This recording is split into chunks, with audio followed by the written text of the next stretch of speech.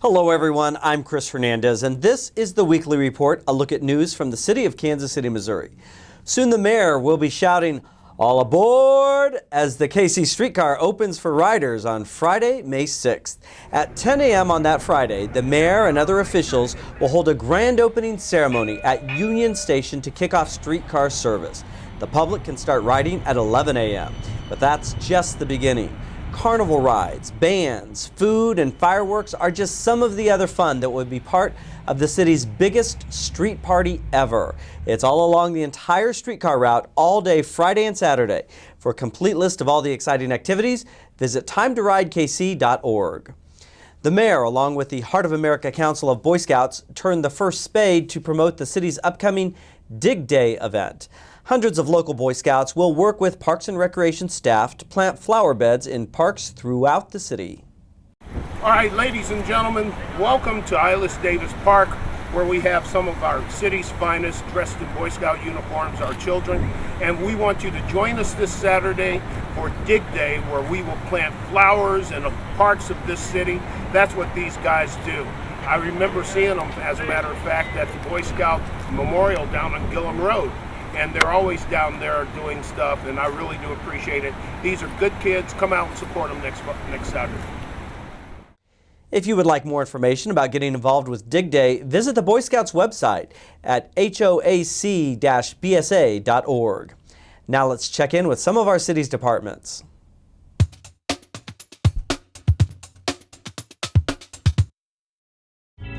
Hi, I'm Heidi Downer with Kansas City Parks and Recreation. Spring is in full swing, and KC Parks has many fun events and activities for you to take full advantage of the season. KC Parks is again partnering with the Heart of America Boy Scouts Council for Dig Day.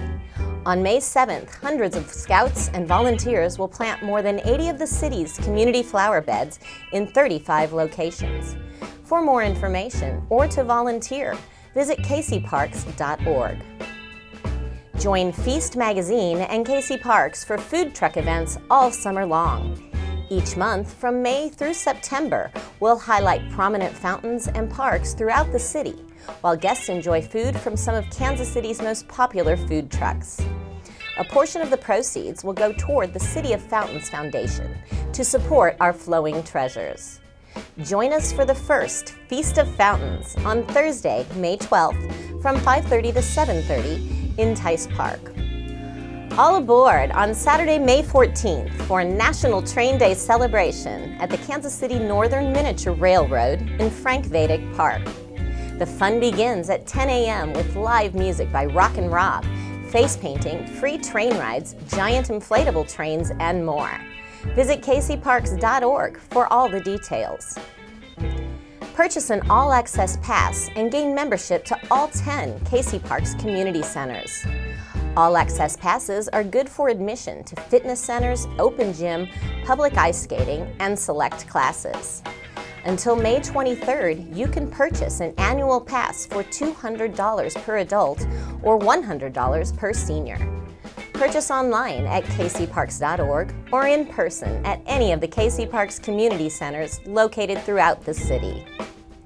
To learn more about these and other events scheduled by Parks and Recreation, visit the department's website at kcparks.org or give us a call at 816-513-7500.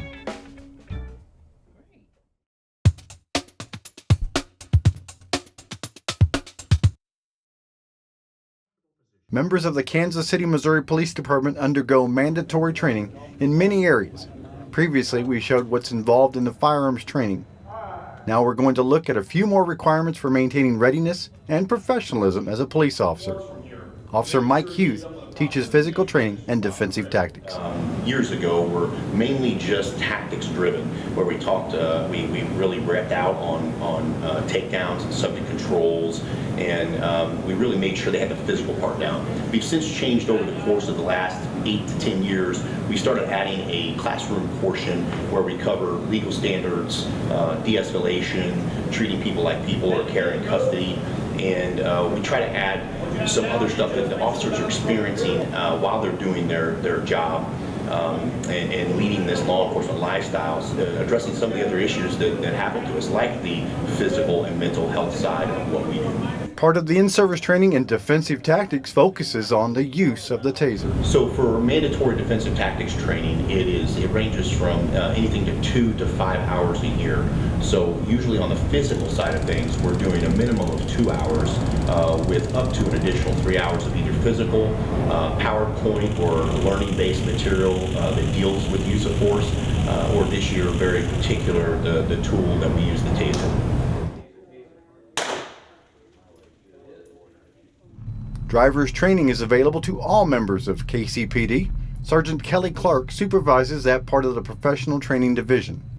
It's all about increasing safety, increasing awareness, and how to drive better, how to ensure your safety and the safety of those around you, using due regard to everyone around you, stopping at every intersection, yielding at even green lights, and clearing every intersection, and driving as though no one sees you. Driving like you're invisible, as opposed to, I flipped all the lights and siren on. Everybody in about a 10-mile radius should know what I'm doing, and trying to get that out of the mindset of just because everything's lit up on my car does not mean everyone's seeing me. KCPD members are also lifesavers and must be certified in CPR and first aid techniques. There have been a number of success stories resulting from the training. One of the traffic enforcement officers was at home. His neighbor came over in a panic and said, our other neighbor over here is falling out in his kitchen. He went over, began CPR. They called 911. The paramedics got there. He had already gotten signs of life back before the paramedics got there. They took him away, and his neighbor wound up living. And he immediately called back to the academy and said, hey, I just used the CPR that you guys taught me. Everything that you guys said was still fresh in my head, and I was able to use it, and that was really nice to hear. And we've given that information back to the company that gives us our certifications as well. So it's kind of rewarding to see that it's already gone into use. Officer Mike Mezzacasa is one of the instructors at the Kansas City, Missouri Police Regional Training Academy and considers KCPD one of the best trained law enforcement agencies in the country. We also add quite a bit more training that is required. So we don't just make the bare minimum every year. We offer so much more so that people can actually come to training for the electives. They can come to training that they want to come to and get the same types of credit that are required on top of the in-service training, which is required of every member of the law enforcement member of the department. Now, comparing us with other departments regionally,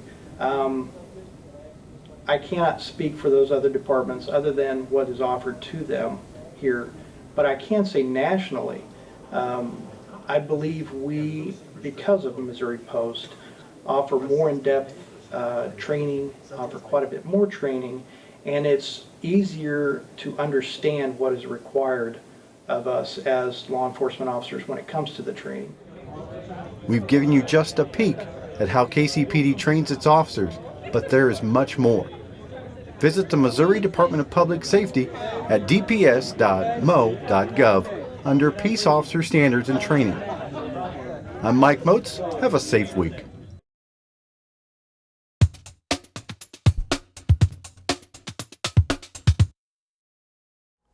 Hi, I'm Consuelo Cruz with Culture and Creative Services, bringing you information about upcoming arts and cultural events that are coming your way with support of the Neighborhood Tourist Development Fund. Today I am here with Paul Mesner, who is the founder of Paul Mesner Puppet Theater. Thank you so much for having us, Paul, in this amazing space. I'm glad you're here, Consuelo. You have an upcoming event. It's on April 30th and May 1st at the World War I Museum. Can you tell us about that? It's called Stories We Share. It's a concert with Mid-America Freedom Band, and we're providing puppet action for two of the concert pieces that they're performing. And Mid-America Freedom Band is a collaboration, and you're known for so many of your collaborations with performing artists in Kansas City, but throughout the region and beyond. You have so much happening in this space, and thank you for providing us with the tour, because every nook and cranny is full of puppets. I don't think I've seen this many puppets in my lifetime, but this is such a magical place. Tell us what happens when someone visits, if it's a school group or a group of visitors. And lots of grandparents. We have lots of grandparents and grandparents. grandkids. Great. So you can come see a show. We have a show in June, and we have shows throughout the year. We have about 18 to 20,000 visitors here to this location. And you can make a puppet. You can see the puppets on display. There are a few puppets you can play with yourself. And there are hundreds of puppets that you can look at. And then there's, of course, you can make a puppet and you take it home with you. And then there are the shows that we perform here. And But of you course, also travel, and you reach a total of 58,000 people a year. we travel all over the United States, sometimes other countries, and we perform in lots of places. And that's actually a bigger footprint than lots of people aren't aware of, that we do so much touring. And it's so educational for all members of the family, and school groups can come, and if they want to get information about how to visit or how to buy tickets for your upcoming performances, how would they do that? They can go to messnerpuppets.org. Great. And one of the things that Paul shared with us today, in addition to this amazing tour, and we are located in the heart of Kansas City in Hyde Park at 1006 East Linwood, is a preview of the show that's happening on April 30th and May 1st. So here you see us performing without a curtain. I'm holding the lion, and Max Adrian and Jesse Schaff are holding the lion's feet. And we perform this, all three of us, and this is still rehearsal mode, so we're still figuring a few things out. Now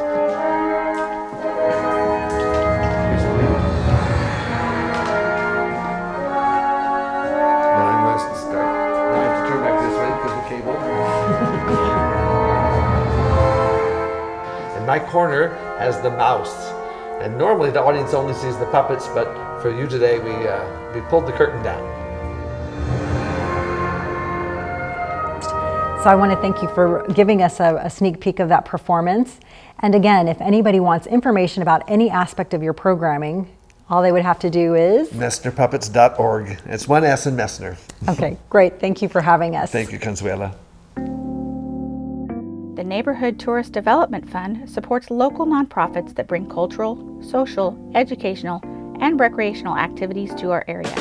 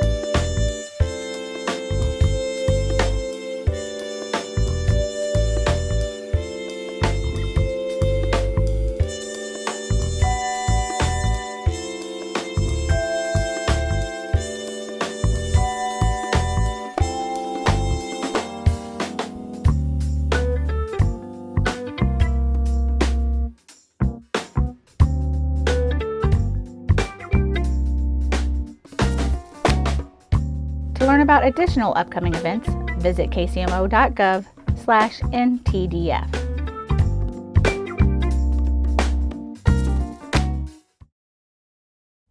KC Parks recently turned the Waldo Water Tower blue as they celebrated the restoration of the historic Waldo Water Tower at 75th and Holmes. Former Kansas City Royals player Dennis Leonard flipped the switch on the tower lighting. The new blue lights honor our 2015 World Series champions. Well, thank you. I wasn't prepared. Heidi here didn't say anything about coming up and giving speeches. She did inform me this was, let's see, they're going to do it today, rain or shine, and I think this is the fourth date that I've been given, and it finally came about. But, you know, when it comes to preserving things, you know, I'm from New York.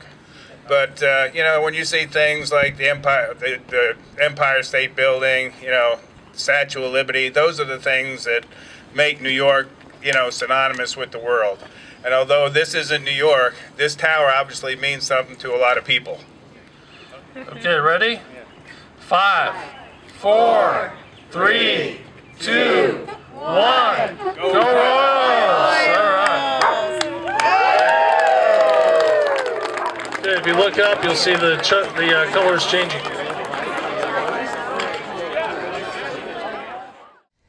With more than $43 million in infrastructure improvements now complete, the Twin Creeks area now has 15,000 acres ready for economic development in Platte County. The city has launched a contest to design parkland with walking and biking paths, playgrounds and recreational areas, as well as gateways to future neighborhood business centers. 3 winning concepts will be selected and awarded prizes totaling more than $20,000. Student teams are also encouraged to apply and will be considered for the overall awards as well as for a student-only honorary mention. To apply or find additional information on this competition, visit kcmo.gov/Twin Creeks. Final submissions are due by July 8th, 2016, and those designs must be submitted online. Working to advance social equity, economic vitality, and environmental quality is a City Council priority. The City of Kansas City would like to recognize neighborhoods that have worked to implement sustainable practices. So the city is calling for nominations for its KC Green Neighborhood Recognition Program. Applications will be accepted until June 2nd, and forms are available on the city's website at kcmo.gov and search KC Green. Or you can call 816-513-3460. To view this program again or other Channel 2 videos, you can always go to kcmo.gov and search Channel 2. That page has a link to our YouTube channel and all of our great programs that you can view on demand. That's the Weekly Report. I'm Chris Hernandez for Channel 2. Thanks for watching and have a great week. Enjoy the weather out there.